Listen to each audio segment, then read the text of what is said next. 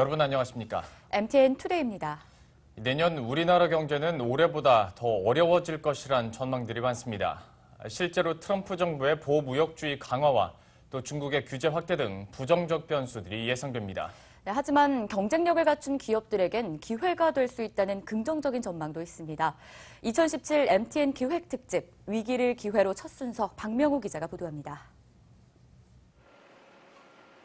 지난달 말 기준 우리나라에 대한 반덤핑과 세이프가드 등 수입 규제는 총 182건, 올해만 25%가 늘었습니다. 국가별로는 미국이 23건, 중국이 13건으로 전체의 5분의 1을 차지합니다. 국가별로 수익 규제를 한다든지 좀 자국 산업을 보호하기 위한 어떤 이런 기제는 계속될 걸로 보고 있고요.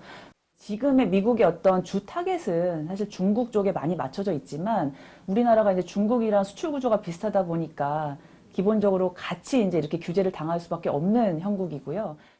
미국 등 우리의 주요 수출 국가의 보호무역주의 확대에 위기감을 갖고 대응해야 하지만 기회의 경우를 찾을 수도 있습니다. 우선 트럼프는 자신의 임기 동안 인프라 사업에 1조 달러, 우리 돈 약 1,200조 원을 투자할 것이라고 밝혔습니다. 교량과 터널, 공항 등을 다시 건설해 일자리를 늘리겠다는 것입니다.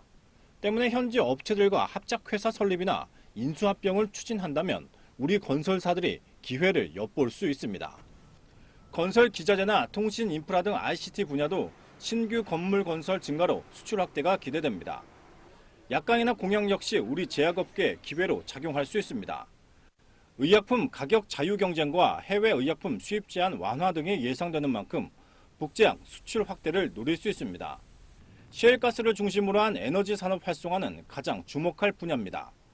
트럼프는 중동 지역에 대한 석유 의존도를 낮추고 자국 내 셰일가스와 석유, 석탄 등의 개발을 확대해 경제 성장을 이끌어낼 것으로 예상됩니다. 셰일가스 개발이 늘어날 경우 이를 운반해야 할 선박 발주가 예상돼 친환경 선박 등 우수한 기술력을 갖춘 국내 조선업계에 호재가 될 전망입니다. 특히 미국이 중국에 대한 무역 적자를 줄이기 위해 중국산 제품의 관세 확대와 위안화 절상 압력에 나서면 중국 업체들과 선박 가격 경쟁력에서 이득도 있습니다.